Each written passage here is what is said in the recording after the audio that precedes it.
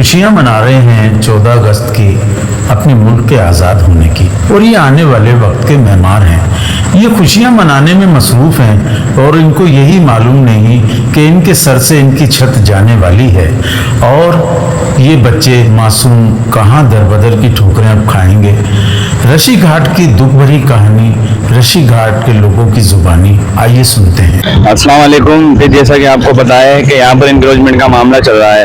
यहाँ के इलाका मकीन हमारे साथ मौजूद है, हम उनसे गुफ्तगू करते हैं कि क्या मसला है, क्या किया जा रहा है। अस्सलाम वालेकुम, मेरा नाम सईद अहमद अंसारी है और मैं यहीं का रिहायशी हूँ, अंसारी महल्ला फुले ऋषि घाट का। और ये सन 2017 से जो है ये मामला चल रहे हैं हमारे। इनसे ये आए थे 2017 में, एजुकेशन वाले ये कहने लगे कि कुछ जगह हमारी है, तो फिर हमने हाई कोर्ट के अंदर वो केस डाला। उन्होंने फिर हमें रिमूव किया यहाँ पर ट्रिब्यूनल में। 2022 के अंदर हम वो केस जीते हैं इरिगेशन से, तो अल्हम्दुलिल्लाह हम वो केस जीत गए थे। लेकिन अभी इन्होंने दोबारा आना शुरू कर दिया और ये इनसे पहले हमारी बात हुई थी रजा हुसैन कुमरो साहब डीसी वन साहब से।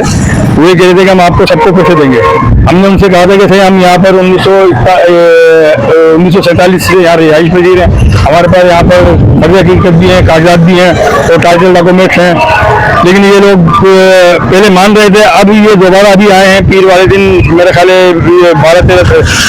11-12 तारीख थी, तो उसको ये कमिश्नर साहब आए थे, वो कहने लगे कि हम मशीनरी वगैरह लेकर आए थे, कहने लगे हम ये तोड़ेंगे सारे नाजायज।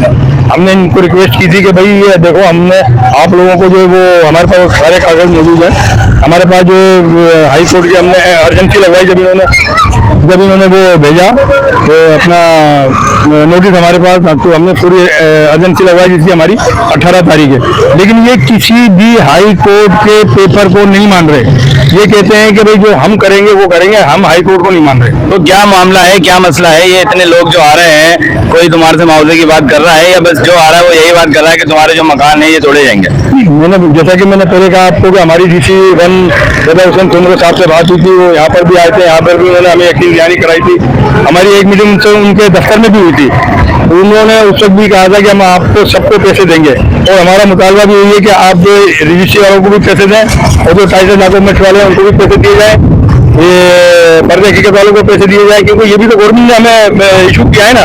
हमारे इन्हीं वो कागजात के ऊपर जो गैस भी लगा हुआ है, बिजली भी लगी हुई है, टेलीफोन भी है, हर चीज है हमारे पास।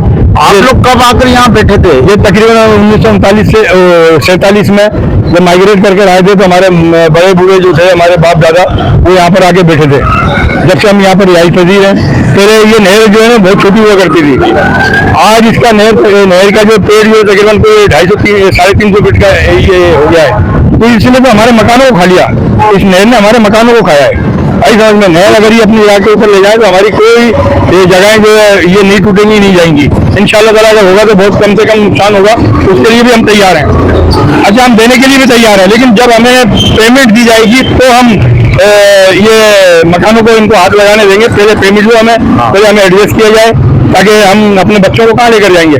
एक एक घर के अंदर तकरीबन वो 4-4, 5-5 खानदान जो है। बिल्कुल, हम आपसे ये पूछेंगे कि अल्लाह के घर कितने जा रहे हैं इस यहाँ दो मकान है, दो मस्जिदें हैं। एक तो पहली मस्जिद तो आपके सामने ही है जी, ये मुस्तफा मस्जिद, और एक जो नहर वाली मस्जिद है जी, वो भी पूरी की पूरी जा रही है, लेकिन थोड़ा सा उसका हिस्सा बच रहा है। आई समझ में जी। अच्छा, इसी तरह से चंद्रभागा के अंदर जो कई मस्जिदें चंद्रभागा में जा रही हैं, वो पूरी जा रही है। वहाँ पर एक मस्जिद जो बहुत पुरानी मस्जिद है। अच्छा, पूरी दुनिया में जो है ना वो शहर को नहीं छेड़ा जाता, ऊपर से फ्लावर बना दिए जाते हैं। तो क्या यहाँ आप ये पैगाम देना चाहेंगे कि यहाँ कोई ऐसा सिस्टम किया जाए जिससे कि घर भी महफूज हो जाए और ऊपर से कोई रास्ता निकल आए? कहीं ये तो गवर्नमेंट का काम है ना। हाँ, ये गवर्नमेंट को चाहिए कि अपनी आवाम को जो जितना ज्यादा से ज्यादा हो सके रिलीफ दे। हाँ, और दे। अगर वो बिल पर फ्लाई ओवर नहीं बना सकते या ऐसा काम नहीं कर सकते, हमें कम से कम एडजस्ट तो करें, हमारा मुआवजा दे देंगे। तमाम लोग ये तकरीबन 2-2.5 मील का एरिया है, ये अब्दुल सत्तार ईदी रोड के नाम से ये लोग बना रहे हैं। अच्छा, ये 2.5 किलोमीटर का यहाँ से लेके तलवागर तक का जो 2.5 किलोमीटर का एरिया बनता है। आप यहाँ पर जितने लोग मौजूद हैं जो रिहायशी है उनको जो आप पेमेंट दें, और कोई मसला नहीं है। जब आप मुझे पेमेंट लेंगे तो हम खुद तोड़ने के लिए तैयार है, लेकिन पहले पेमेंट दी जाएगी, बाद में हम किसी को मकान अपने मकानों पे हाथ लगाने देंगे। पहले हम नहीं लगाएंगे, वो नहीं हाथ लगाने देंगे। सही है, बिल्कुल। जैसा कि आपने सुना कि ये इलाके मकीने यहाँ के, इनका कहना ये है कि हमारे मकानों को जब छेड़ा जाए, जब हमें कोई मैसेज भाई क्या कहना चाहते हैं कि जो ये मकानों के साथ जो ये नाजायज किया जा रहा है, जो किया जा रहा है नाजायज हो रहा है इनके साथ उनको पेमेंट देनी चाहिए। इतने टाइम से ये इधर रह रहे हैं, उनको कुछ ना कुछ तो देना चाहिए ना। ये बेघर हो जाएंगे, खा जाएंगे ये नहीं। ये लोग कह रहे हैं कि आ रहा है सारा जो है क्या है, इनका दर्दमल क्या है, क्या इन लोगों से भी कुछ हुआ है, मामला दे नहीं हुआ है? हाँ, इनसे मामला हुए थे, हमारे इनसे बात हुई थी, हमने बैठक करी थी इनसे भी, और इनसे भी पूछा था हमने ना, तो इन्होंने बताया कि भाई हमें पैसे मिले हैं, हमें पैसे दिए गए हैं। अब वो ताकतवर लोग थे तो इस वजह से उनको पैसे भी मिल गए। हम कमजोर लोग हैं, हम अपने बलबूते पे सारे काम कर रहे हैं यहाँ पर। ठीक है, अभी हम यहाँ पे खड़े हैं रशी घाट अंसार कॉलोनी में। जैसे यहाँ पे अभी हुकूमत के कुछ अफसरान आते हैं, वो कहते हैं कि यहाँ पे कुछ इंक्रोचमेंट वगैरह होगी, लेकिन मैं इस मीडिया के तवस्सुस से इनको ये कहना चाहता हूँ कि ये इंक्रोचमेंट होती है नाजायज़ कब्जा, लेकिन ये नाजायज़ कब्जा नहीं है।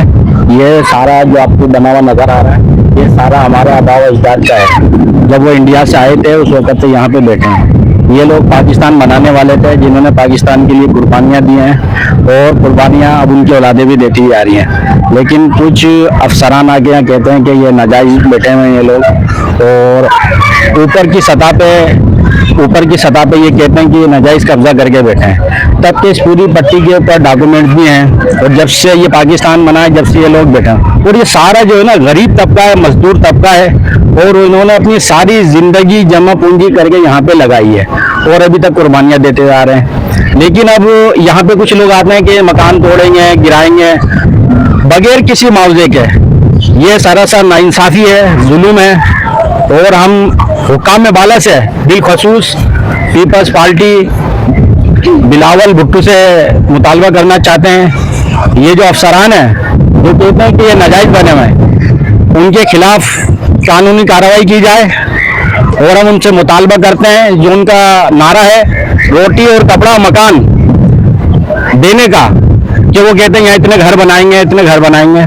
भाई ये जो बने हुए घर हैं इनको क्यों गिराए जा रहे हैं? अगर गिराए जा रहे हैं तो उनका कोई मुतबादिल रास्ता उनको दिया जाए, मुआवजा दिया जाए इनको, ताकि ये जो गरीब लोग हैं वो अपने बच्चों के साथ एक छत के नीचे बैठ सकें। तो हम बिलावल भुट्टो साहब से दरख्वास्त करते हैं कि इसकी इंक्वायरी की जाए, और मुराद अली शाह साहब से भी मुतालबा करते हैं कि इस मसले को देखा जाए और सीरियस लिए जाए, और रोटी और जो कपड़ा मकान का जो नारा है उसको बचाया जाए, जो है जामा पहनाया जाए। सुभान अल्लाह, सुभान अल्लाह। यहाँ पे जो गरीब लोग हैं उनके मकानात को बचाया जाए। ठीक है, शुक्रिया, अस्सलाम वालेकुम।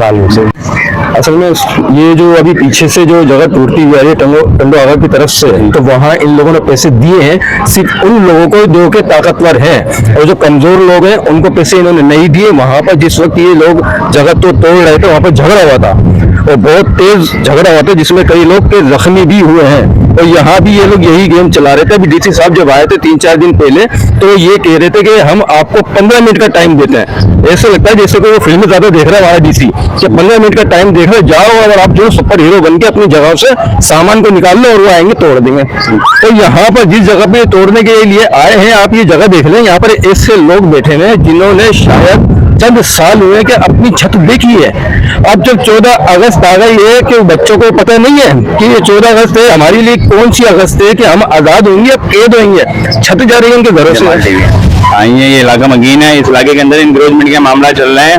ये इलाका मकीन हमारे साथ खातून एक मौजूद है, इनकी राय लेते हैं कि इनकी क्या राय है। अस्सलाम वालेकुम। भाई देखिए आप है ना, यहाँ हम कब से बैठे हुए हैं, जब से मैं पैदा हुई, मेरी उम्र देखो क्या है, 72 साल मेरी उम्र है, और हमने मकान अभी बनाए हैं। इतने दिन हमें यहाँ बैठे हुए हो गए, तो किस तरीके से हमसे मकान खाली करा लेंगे? ये हमारी कोई और छत है कि जो हम कहीं चले जाएंगे? हमें अगर पैसे नहीं देंगे, हम यहीं मर जाएंगे, कट जाएंगे, यहीं हम रहेंगे। हमारा कोई और जवाब नहीं बनता, हमें पैसे की जरूरत है, पैसे दे दो और खाली करा लो आप मकान। जमाल, जैसा कि आप जानते हैं कि एनक्रोचमेंट का मामला चल रहा है, ये शहरी हमारे साथ खड़े हैं, आए हम इनकी राय लेने से मालूम करते हैं क्या इनके साथ हो रहा है। अस्सलाम वालेकुम। वालेकुम सलाम। मेरा नाम शफीक अहमद अंसारी है। मैं यहाँ पर जो है पाकिस्तान बनने के 4 साल के बाद हमारे बाप दादाओं ने इस जगह पर आकर क़याम किया था। जब इंडिया से आए थे कुर्बानियाँ देकर, लूट पट कर, यहाँ पर जब हमारे बाप दादाओं ने आकर बैठे हैं, तो हमारे बाप दादाओं की ये सूरत हाल थी कि छत पर जो है बांसों की छत थी, और छत पर ऐसी कोई चीज़ नहीं थी कि हम जो है बारिश से बचने के लिए या धूप से बचने के लिए उस चीज़ को डालकर और घर में बैठ जाए। जब बारिश आया करती थी तो इस तरीके की पोजीशन थी कि हमारा कोई साजो सामान यहाँ पर मौजूद नहीं होया करता था। तो आज इस सूरत हाल में हमने हमारे बाप दादा के बाद इस जगह को पक्की बनाया। ना जाने हमारी कितनी जिंदगी की मेहनत है कि इस छत को हमने बनाया। आज जब ये छत हमने बनाई है आरसीसी की, और बच्चों के ऊपर साया आया है कि बारिश भी नहीं आ सकती और धूप भी नहीं आ सकती, तो आज एग्रोजमेंट वाले आकर ये कह रहे हैं कि आप जो है इस जगह पर से उठें और इस किनारे पर से उठें, ये हम खाली करेंगे और इस जगह से आप उठकर कहीं भी जाएं। मैं खुदारा, मैं गरीब आदमी हूँ, मजदूरी करता हूँ, मजदूरी कर करके अपने गुसर बसर कैसे करता हूँ ये मेरा दिल जानता है। और भी हमारे ऐसे लोग हैं जो बेचारे रोज कमाते हैं और रोज जो है खाते हैं। अगर किसी दिन उनकी मजदूरी नहीं लगती तो उनके घर में ये सूरत हाल होती है कि फाके की पोजीशन होती है। तो मैं खुदारा आपके आगे हाथ जोड़ कर कहता हूँ कि हमारी इस छत को जो आज हमने अपने हाथों से बनाई है, आज बनाई है, और इसको बनाने के बाद आज ही ऐसे लोग आए हैं जो ये कह रहे हैं आप नाजायज बैठे हुए और इस जगह को खाली कर दो वरना हम तोड़ देंगे। मैं आपसे हाथ जोड़कर कहता हूँ कि खुदा का वास्ता हमारी इस छत को ऐसे ही रहने दीजिए, और अगर आपको चाहिए इस जगह तो खुदारा कोई ऐसा मुआवजा हमें दे दीजिए कि जिसकी वजह से हम जो है हमारे बच्चों के सर हमारे बच्चे रुलने से बच जाए, हमारे बच्चे कहने से बच जाए, ये कहना चाहता हूं, हमारे बच्चे रुलने से बच जाए। और मैं सिंध हुकूमत से ये दरख्वास्त करता हूँ कि खुदारा जिस तरीके से आप रस्सी घाट अंसारी महल्ले के लोगों को नहर के किनारे से उठाना चाहते हो, इसी तरीके से आप कराची के लियारी नदी वालों को भी आपने पैसे दिए और बहुत अच्छे पैसे दिए, और बगैर कोई उनके पास डॉक्यूमेंट्स नहीं था। गुज्जर नाले के ऊपर जो लोग बैठे हुए थे उनके पास भी कोई डॉक्यूमेंट्स नहीं था, और फिर भी उनके बावजूद उन्हें अच्छे पैसे दिए, उनको सर छुपाने की जगह दी। आज तक वो लोग आपकी तारीफ करते हैं। तो हम भी ये चाहते हैं रस्सी घाट के लोग जो है आपकी तारीफ करें, आपकी हिमायत करें और आपका साथ दें। खुदारा सिंध हुकूमत से दरख्वास्त है कि इसी तरीके से जिस तरीके से उन लोगों को कराची वालों को पैसे दिए हमें भी दीजिए, रस्सी घाट अंसारी महल्ले वालों को। अस्सलाम वालेकुम। मैं ये जाम खान शोर साहब से और सलाम वाला से ये कहना चाहता हूँ कि आप लोग हम लोगों का ख्याल करें और हम लोगों का थोड़ा सा ताउन करें हम लोगों के साथ, इसलिए कि यहाँ पर पढ़े लिखे लोग भी हैं, कमज़ोर लोग भी हैं, लेकिन सब लोग आप ही की हुकूमत के हिस्से यानी कि वो हैं इलाके के। तो आपसे मेहरबानी यही है कि आप हमारे साथ ताउन करें। हम भी आप ही के यानी कि शहर के लोग हैं, कोई हम कोई दूसरे इलाके के या किसी दूसरे मुल्क से आए हुए नहीं हैं। आप लोग हमारे से ताउन करें और हमें इस जगहों की मुनासिब कीमत अदा करें ताकि हम कोई दूसरी जगह ले सकें।